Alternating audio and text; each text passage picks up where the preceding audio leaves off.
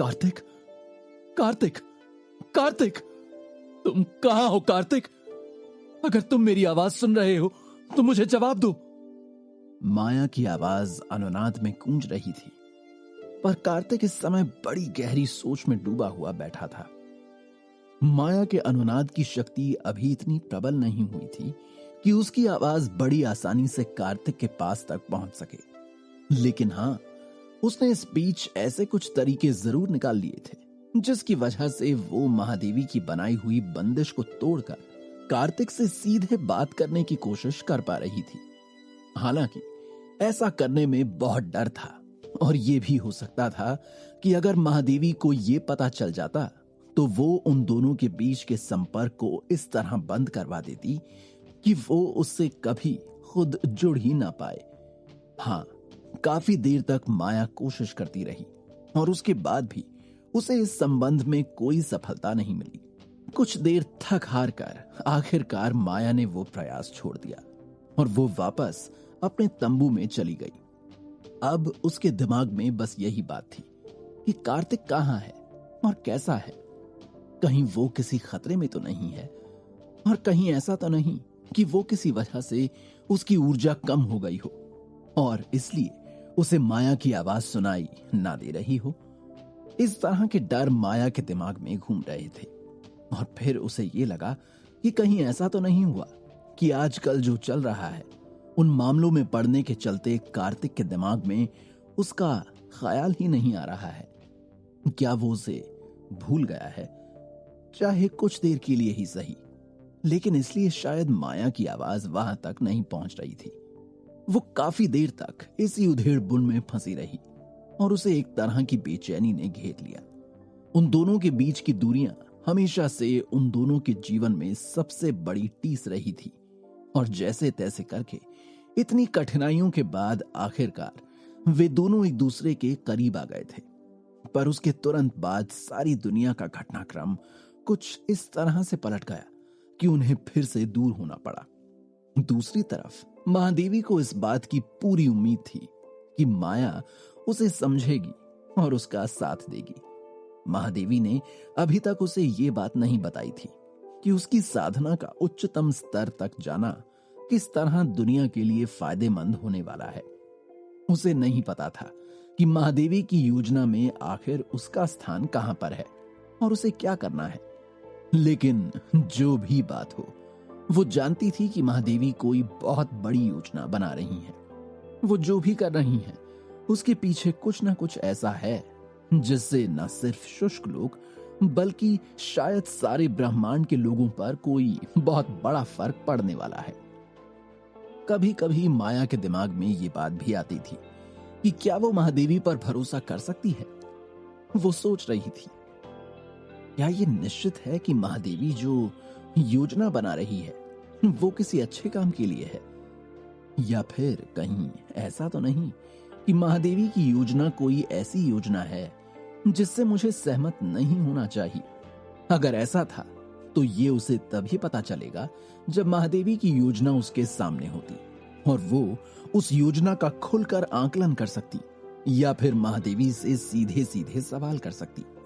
लेकिन ये सब बातें सिर्फ तभी हो सकती थी जब महादेवी उससे उन मुद्दों पर बात करने के लिए तैयार होती, और वैसा अभी तक नहीं हो सका था। महादेवी अपने आप में रहने वाली और ज्यादातर चीजों को गुप्त रखने वाली एक लीडर थी। वो इस बात को ज्यादा पसंद नहीं करती थी कि उससे उसकी योजना के बारे में बहुत सारे सवाल किए जाएं, और अगर कोई बात किसी को समझाती थी तो वो भी तभी समझाती थी जब उसे खुद अपनी ओर से वो बात किसी को बतानी होती। माया इसी सोच में थी कि ऐसा क्या किया जाए जिससे महादेवी उसे खुद अपनी सारी योजना बताने के लिए मजबूर हो जाए। वैसे उसे ये पता था कि सही वक्त आने पर महादेवी को ये करना ही पड़ेगा, लेकिन माया ये सब जल्दी जानना चाहती थी, क्योंकि वो सोच रही थी कि महादेवी कहीं कोई ऐसी योजना ना ले जिससे उसे असहमति हो और वो उसकी योजना में हिस्सा ना लेना चाहे, और कहीं ऐसा ना हो कि ये बात उसे तब पता चले जब बहुत देर हो चुकी हो। तब उसकी सारी मेहनत के अलावा कार्तिक से दूर रहना सब एक तरह से व्यर्थ हो जाता, और वो ऐसा नहीं होने देना चाहती थी। दूसरी तरफ उसे कार्तिक की चिंता भी सता रही थी, और वो जल्द से जल्द कार्तिक से मिलकर ये जानना चाहती थी कि वो कैसा है, किस हाल में है, और तमाम सारी शक्तियों से होने वाले इन सारे मुकाबलों के बाद वो क्या करना चाहता है। कार्तिक फिलहाल खुद इसी उधेड़बुन में था कि महादेवी का इरादा क्या है, और वो भी इस बीच माया के मामले के बारे में भूला नहीं था, बल्कि वो किसी योजना को बनाने की तैयारी कर रहा था, जिससे वो जान सके कि आखिर महादेवी का पूरा मामला क्या है।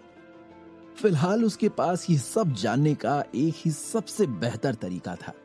वो ये सब जीवन नाग से जान सकता था, क्योंकि जीवन ने जिस तरह से महादेवी के बारे में बात की थी और उन दोनों के बीच में जिस तरह का कड़वापन था, उससे ये बात साफ समझ आती है कि जीवन को महादेवी के अतीत के बारे में, खास तौर पर उसके किए हुए किसी असामान्य या अनुचित काम के बारे में जानकारी है, जिसे जानकर कार्तिक इस बात की तकसीद कर सकता था कि महादेवी का इरादा क्या है, और क्या वो भी नागमणि के पीछे है।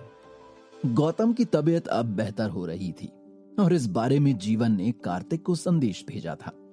कार्तिक ने अपने मोबाइल पर जीवन का संदेश पढ़ा, और उसे बड़ा आश्चर्य हुआ कि पृथ्वी लोक के नेटवर्क पर जीवन अपना संदेश कैसे भेज सकता है।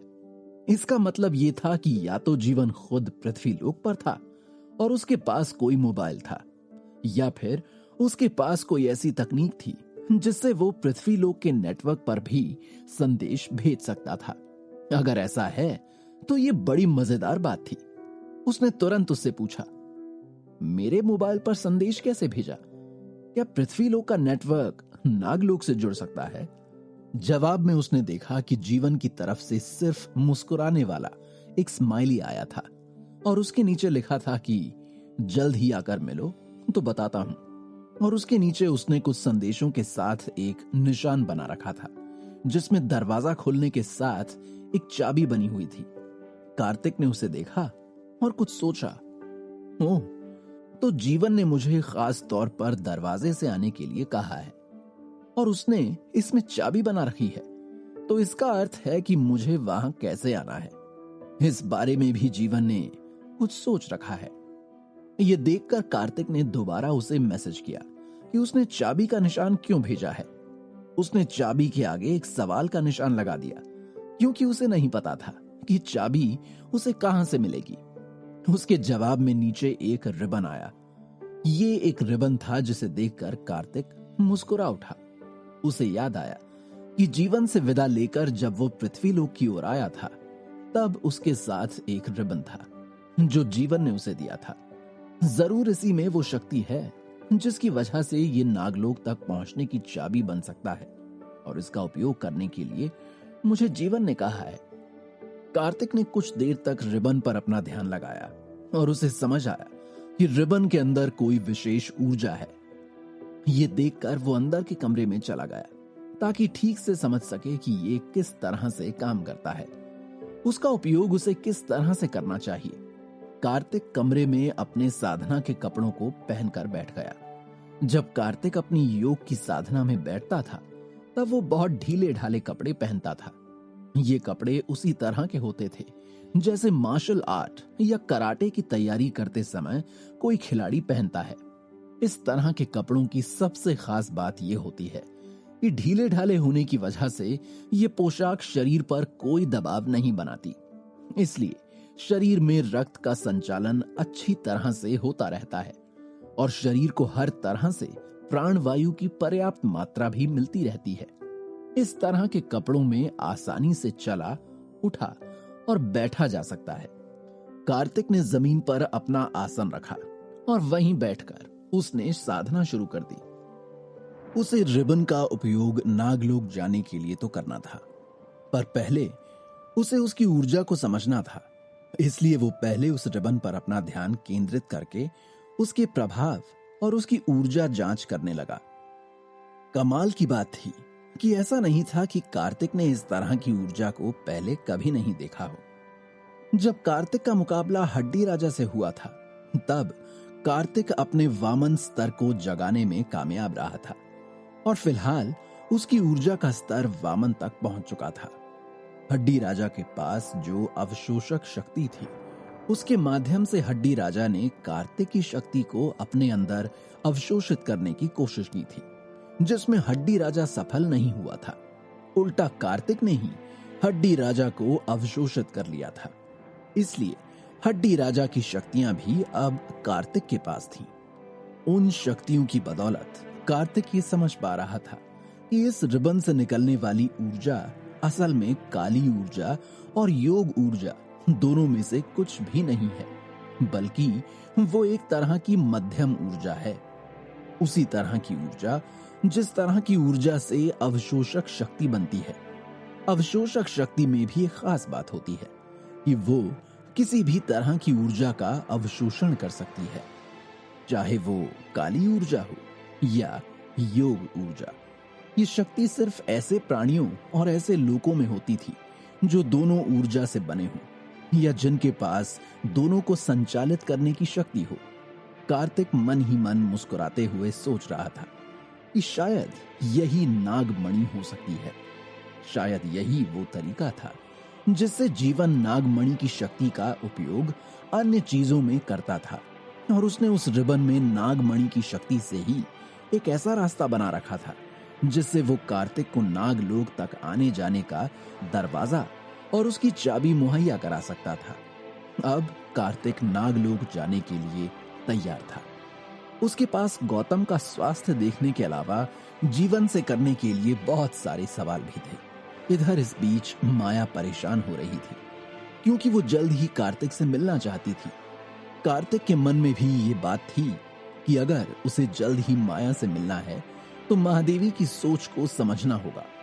ये कड़ी जीवन के रास्ते से होकर ही जाएगी। उसने सोचा और मन ही मन उन सवालों की लिस्ट बनाने लगा जो उसे अब जीवन से पूछने थे, क्योंकि जीवन से मिलने वाले जवाबों के आधार पर ही वो अब महादेवी के बारे में एक बेहतर सोच बना सकता था, और महादेवी के बारे में जानना अब उसके लिए बहुत ज्यादा जरूरी हो गया था।